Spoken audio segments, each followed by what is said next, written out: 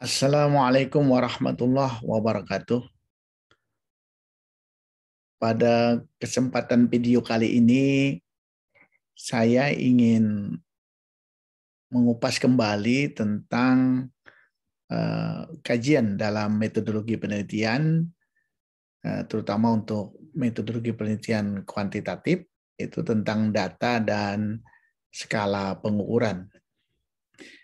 Hal ini sangat penting dipahami oleh para peneliti dan peneliti pemula karena data dan skala data ini mempunyai manfaat yang besar. Skala data dalam hal ini nanti data nominal, ordinal, rasio, dan interval itu merupakan salah satu determinan untuk pemilihan uji statistik dalam rangka menguji hipotesa apakah hubungan atau perbandingan atau perbedaan, sehingga dari jenis data inilah nanti kita akan menentukan uji mana yang lebih sesuai untuk menguji hipotesa tersebut. Nah, sedangkan skala pengukuran ini menjadi penting tatkala peneliti menggunakan kuesioner sebagai instrumen penelitian yang digunakan untuk mengumpulkan data penelitian. Jadi instrumen ini harus betul-betul valid dan reliable. Salah satunya adalah dari segi penggunaan skala pengukuran. Oleh karena itu, mari kita bahas satu persatu tentang topik hari ini. Yang pertama, apa sebenarnya data itu? Data adalah bahan mentah yang perlu diolah sehingga menghasilkan informasi atau keterangan baik kualitatif maupun kuantitatif yang menunjukkan fakta. Jadi kalau kita definisikan dengan definisi lain, data itu merupakan fakta atau angka, atau segala sesuatu yang dapat dipercaya kebenarannya sehingga dapat digunakan sebagai dasar untuk menarik suatu kesimpulan. Nah, data yang baik itu mempunyai syarat-syarat. Syarat yang pertama, datanya harus akurat. Jadi data memang betul-betul data yang terjadi di lapangan. Kemudian yang kedua, data harus relevan. Jadi harus sesuai dengan topik yang sedang dibahas atau yang sedang diteliti. Kemudian yang ketiga, data itu harus update. Nah, data-data inilah, syarat-syarat inilah nanti yang harus dipenuhi agar data-data yang kita himpun itu benar-benar data yang baik. Nah, data ini kalau kita bagi pengklasifikasiannya secara garis besar dibagi tiga. Ada kelompok data menurut cara memperolehnya, ada kelompok data menurut waktu pengumpulannya, dan ada kelompok data menurut sifatnya. Yang pertama adalah kelompok data menurut cara memperolehnya. Itu ada data primer dan ada data sekunder. Nah, data primer ini adalah data yang dikumpulkan sendiri oleh peneliti langsung dari sumber pertama. Jadi dalam hal ini responden atau tempat objek penelitian dilakukan. Sedangkan data sekunder adalah data yang diterbitkan atau digunakan oleh organisasi yang bukan pengolahnya. Jadi bisa oleh pihak kedua, pihak ketiga, atau seterusnya. Jadi bukan merupakan pihak pertama. Data menurut waktu pengumpulannya, yang pertama adalah data time series. Itu data yang dikumpulkan dari waktu ke waktu pada suatu objek dengan tujuan untuk menggambarkan perkembangan dari objek tersebut. Mungkin ini bisa juga data harian ya, data harian seperti data COVID sekarang itu dari hari ke hari terus berlanjut. Kemudian ada data lagi cross sectional ya, cross section itu data yang dikumpulkan pada suatu periode tertentu pada beberapa objek dengan tujuan untuk menggambarkan keadaan. Jadi di sini pada waktu tertentu ya yang dikasih waktu atau periode tertentu. Jadi tidak terus-menerus. Nah, kemudian yang ketiga, data menurut sifat. Ada data kualitatif, yaitu data yang berupa pendapat atau pernyataan atau judgement, sehingga tidak berupa angka. Akan tetapi kata-kata atau kalimat. Jadi data kualitatif ini bisa kita peroleh, mungkin bisa nanti melalui wawancara, atau nanti melalui observasi lapangan. Nah, sekarang data kuantitatif. Data kuantitatif ini adalah data yang berupa angka.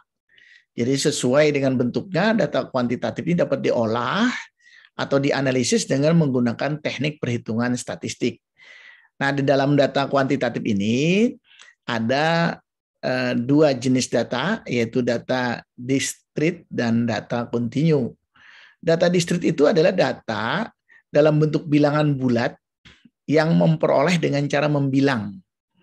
Ya, sedangkan data kontinu itu adalah data yang diperoleh melalui pengukuran. Nah, jadi mungkin ini nanti larinya dari data discrete dan data kontinu ini, itulah nanti akan memunculkan jenis data nominal, ordinal, interval, dan rasio. Nah, data discrete tadi contohnya, data kontinu contohnya misalkan nilai ya, nilai statistik atau nilai ujian sebesar 80 atau 70 itu contoh dari data tersebut. Nah, selanjutnya kalau kita ringkas ini ya, kalau kita sederhanakan, maka pembagian data tadi dalam kaitan keperluan penelitian ada data nominal, data ordinal, data interval, data rasio, dan dalam skala pengukuran ada skala Likert, skala Guttman, ada skala semantik diferensial, ada rating skala, ada skala Trusteau ya. Jadi ini yang nanti akan kita kupas satu persatu. Nah, sekarang kita masuk tentang data. Jadi bagaimana kita bisa membedakan data-data nominal, ordinal, dan seterusnya tadi, itu ada 4 indikator atau ada 4 kriteria. Yang pertama, itu perlu pengukuran atau tidak. Ya, jadi seperti tadi saya sampaikan, yang data pengukuran itu termasuk data kontinu, ya. Kemudian yang kedua ada tingkatan atau tidak atau urutan ya. Yang ketiga ada jarak yang sama atau tidak. Yang keempat ada nilai nol absolut atau tidak. Nah, dari klasifikasi ini itu bisa kita lihat kalau data nominal itu tanda silang X ya, tanda silang itu berarti tidak ada semua. Ya, pada data nominal dia tidak diukur tetapi melalui observasi atau pencacahan tadi ya. Kemudian juga tidak ada tingkatan, kemudian levelnya jaraknya tidak sama ya. Kemudian ada nilai absolut. Nah, berbeda dengan ordinal. Ordinal itu semua sama seperti nominal, hanya dia punya tingkatan. Nah, mungkin ini pertanyaan yang sering ditanyakan dalam kaitan pembagian ini adalah apa sih sebenarnya yang dimaksud dengan nilai nol absolut tadi. Nah, nilai nol absolut itu adalah nilai yang menyatakan suatu keadaan yang betul-betul tidak ada. Berbeda dengan nilai yang bukan nol absolut. Misalkan contoh yang bukan merupakan nilai nol absolut, tetapi nilai relatif ya, misalkan suhu itu dalam skala suhu 0 Celcius ya, derajat 0 Celcius itu tidak berarti bahwa tidak ada suhu sama sekali. Jadi kita tahunya bahwa suhu 0 derajat itu adalah suhu yang sangat dingin, tapi bukan berarti tidak ada suhu sama sekali. Nah, ini menyatakan bahwa suhu itu termasuk dalam skala yang mempunyai nilai nol relatif atau tidak merupakan nilai nol absolut. Nah, nilai nol absolut itu seperti misalkan berat badan, kalau memang nol ya memang tidak ada bendanya atau tidak ada orang yang diukur ya. Berbeda dengan Celsius. Celsius itu hanya dia menyatakan suatu keadaan, ya, jadi bukan menyatakan hal yang lain. Nah, kemudian Kalau dengan rasio dan interval itu bisa kita lihat. Kalau rasio itu semua centang ya, warna centang mulai di pengukuran dan seterusnya, sedangkan yang interval hanya tidak memiliki nol absolut. Nah, ini coba kita jelaskan satu persatu. Yang pertama adalah skala nominal. Jadi skala nominal ini adalah skala yang diberikan pada suatu objek atau kategori yang tidak menggambarkan kedudukan objek atau kategori tersebut. Jadi di sini lebih banyak dalam hal label ya, label atau lambang. Jadi skala ini cukup sering digunakan karena memang skala ini bentuknya paling sederhana dan skala nominal ini cocok digunakan untuk penelitian yang hanya mencari pengkategorian saja. Jadi pengkategorian di lapangan lebih sering menggunakan simbolisasi yang fungsinya untuk membedakan mana kelompok objek dan mana yang merupakan kelompok subjek. Nah, ini sebagai contoh ada jenis kelamin ya, laki-laki dan perempuan, sedangkan 1 dan 2 itu hanya kode saja untuk memudahkan nanti membedakan pada saat kita memasukkan di dalam uji statistik.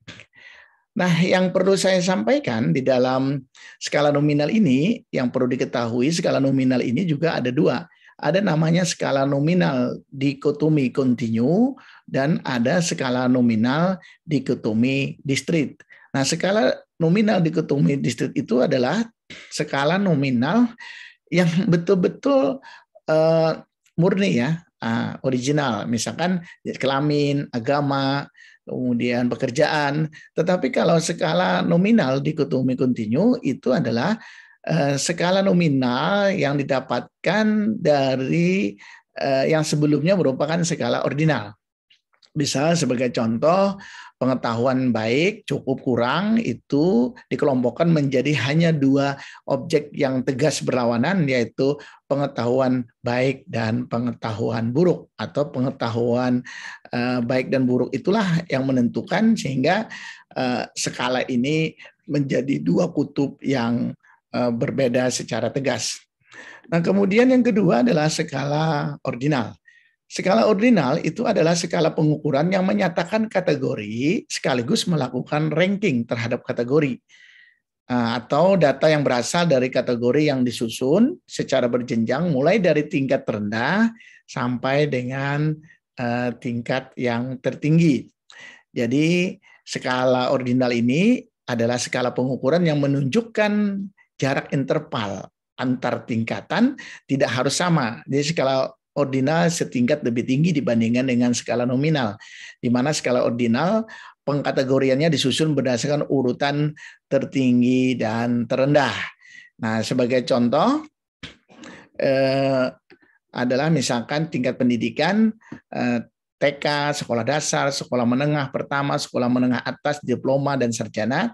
Ini sebenarnya bisa juga disederhanakan menjadi tingkat pendidikan dasar, tingkat pendidikan menengah, dan tingkat pendidikan lanjutan. Itu berarti bahwa di sini ada tingkatan. Demikian juga kelas 1, kelas 2, kelas 3, dan seterusnya. Ini juga contoh dari skala ordinal. Nah, kemudian yang ketiga adalah skala interval. Adalah suatu skala di mana objek atau kategori dapat diurutkan berdasarkan suatu atribut tertentu, di mana jarak atau interval antara objek atau kategori itu sama, atau yang menunjukkan jarak satu data dengan data lain yang mempunyai bobot yang sama. Nah, jadi dalam skala interval ini, dari asal tingkatannya bahwa skala interval ini berada di atas skala ordinal dan skala nominal. Jadi skala interval ini memiliki bobot yang sama dari satu data dengan data yang lainnya. Nah, kemudian bahwa skala ini sebagai contoh itu misalkan sangat tidak setuju, netral, kemudian setuju, kemudian sangat setuju ya, sangat setuju. Jadi ini dikasih menjadi dalam bentuk angka ya, dalam bentuk angka atau dalam bahasa lain bisa juga misalkan umur. Jadi misalkan umur dari 1 sampai dengan 1 tahun, 1 tahun, kemudian 1 tahun sampai dengan 5 tahun, 5 tahun sampai 12 tahun dan seterusnya. Ini juga menyatakan interval tertentu. Tetapi sekali lagi dalam interval ini harusnya adalah mempunyai jarak yang sama. Jadi oleh karena itu interval 1 sampai yang tadi saya contohkan itu kurang tepat. Yang tepat itu nanti misalkan umur 20 sampai 25, kemudian 25 sampai 30. Jadi kalau memang intervalnya 5, 5 semua. Nah, itu artinya menunjukkan bahwa jaraknya sama ya. Kemudian selanjutnya adalah tentang skala rasio. Jadi dalam skala rasio ini adalah skala interval yang memiliki nilai dasar atau base value yang tidak dapat diubah, atau skala yang memiliki skala yang lainnya dan dilengkapi dengan titik nol absolut. Misalkan contoh pengukuran panjang badan, berat badan, nilai indeks prestasi, dan yang lain-lainnya. Jadi skala rasio ini adalah skala pengukuran data dan penelitian yang lebih sering digunakan untuk membedakan dan mengurutkan ataupun membandingkan antara data satu dengan data yang lainnya. Nah, itu adalah beberapa contoh skala data. Nah, selanjutnya kita lanjutkan dengan skala pengukuran. Apa yang disebut dengan skala pengukuran? Skala pengukuran itu merupakan kesepakatan yang digunakan sebagai acuan untuk menentukan panjang pendeknya kriteria yang ada dalam alat ukur, sehingga alat ukur tersebut bila digunakan dalam pengukuran akan menghasilkan data kuantitatif. Jadi pengertian skala pengukuran ini bisa juga sebagai sarana ya untuk menentukan panjang pendeknya interval yang telah ditentukan dalam satuan alat ukur tadi. Jadi penggunaan alat ukur dapat diterapkan untuk memperoleh data yang berupa data kuantitatif dan angka tadi ya. Nah,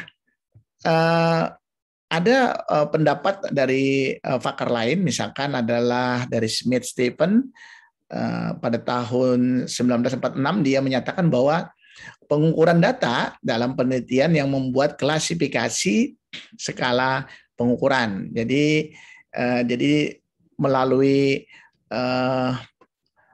klasifikasi ini maka akan diperoleh nanti data-data yang akan kita gunakan ya, data-data yang akan kita gunakan sehingga dapat kita lakukan analisis dan interpretasi. Nah, skala pengukuran tadi yang pertama adalah skala Likert ya. Jadi skala Likert ini adalah skala yang lazim digunakan untuk mengukur sikap, pendapat, persepsi seseorang atau sekelompok orang tentang fenomena sosial yang ada. Jadi skala Likert ini digunakan untuk dengan variabel ya. Jadi skala Likert ini variabelnya dijabarkan sebagai indikator, kemudian indikator itu dijadikan item-item pertanyaan. Jadi jawaban setiap item instrumen itu mempunyai gradasi dari yang sangat positif sampai yang sangat negatif.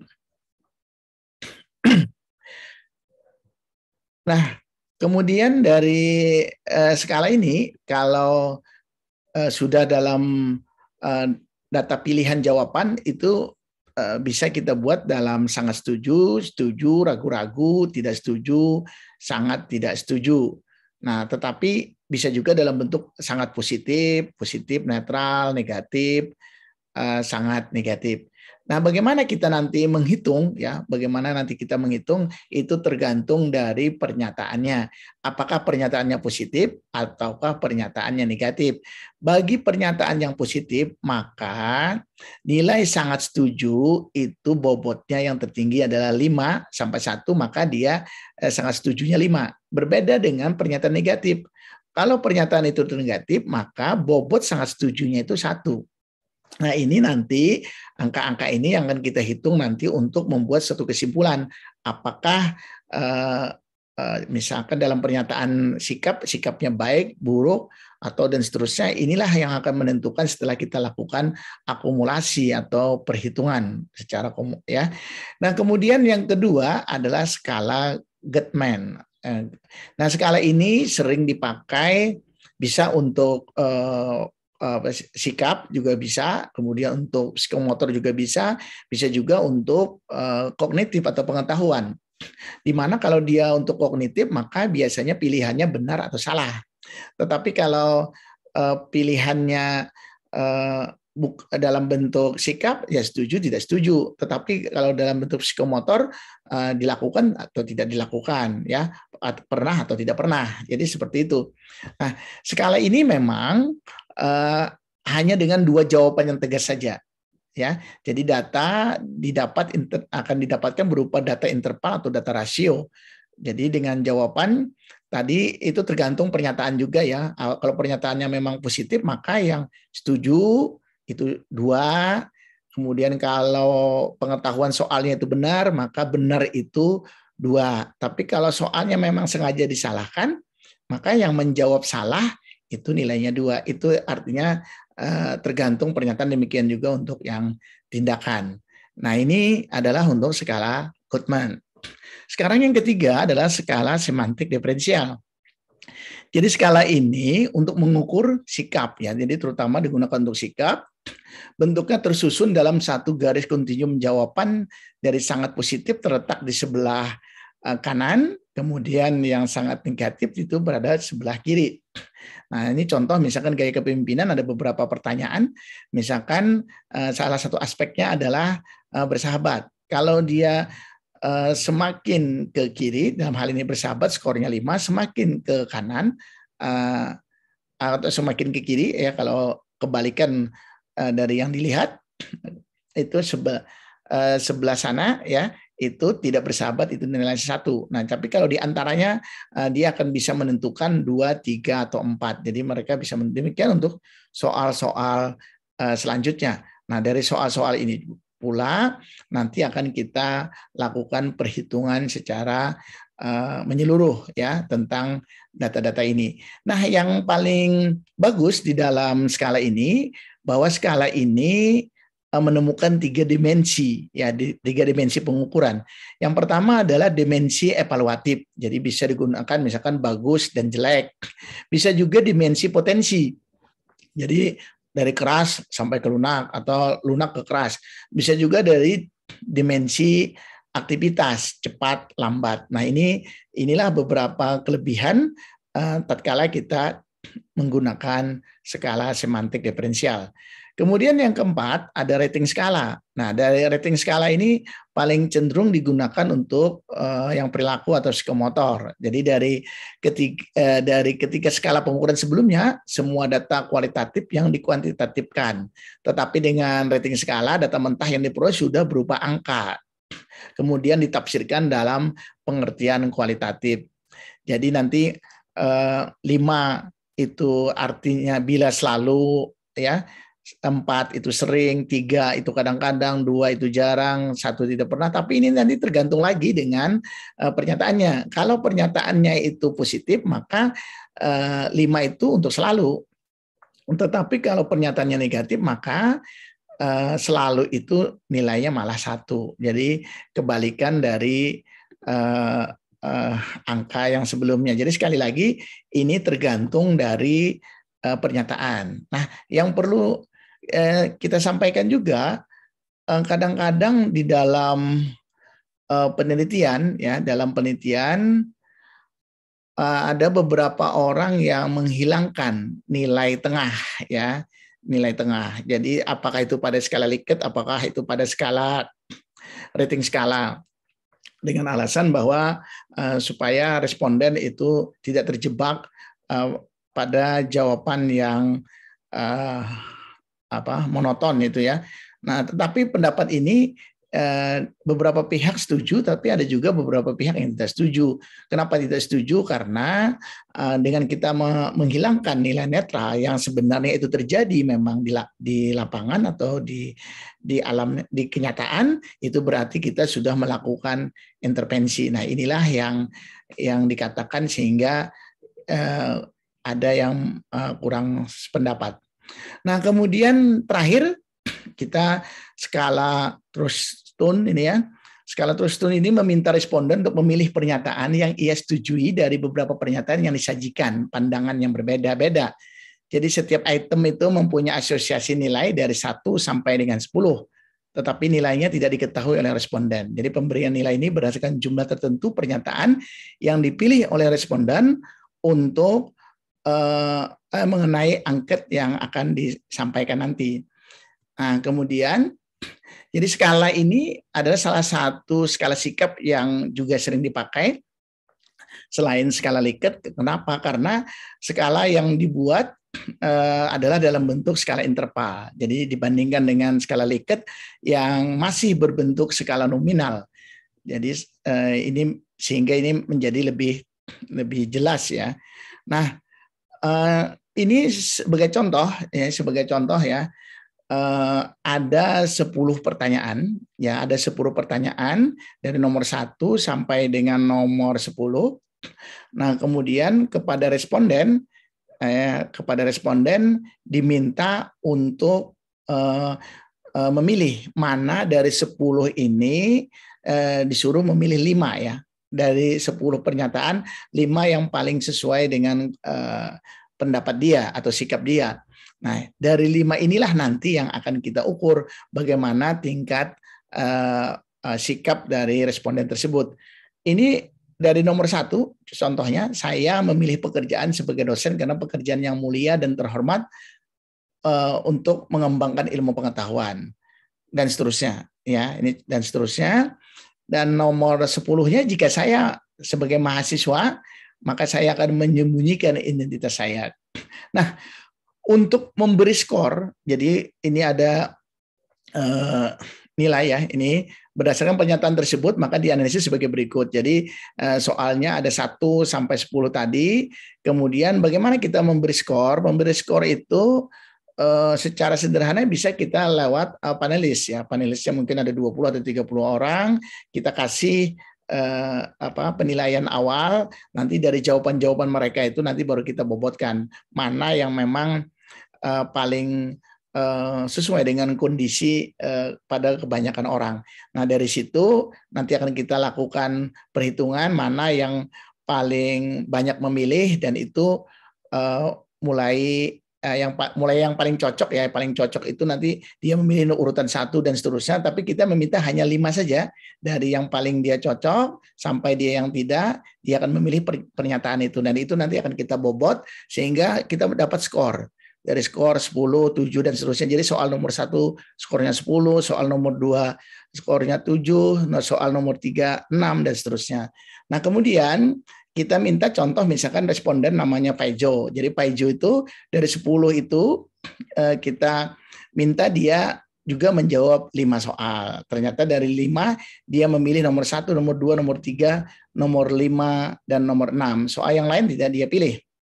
Nah, sehingga ini kalau kita jumlahkan 10 tambah 7 tambah 6 tambah 8 tambah 9 itu nilainya adalah 40. Sedangkan jumlah soalnya ada 5, maka menjadi 8.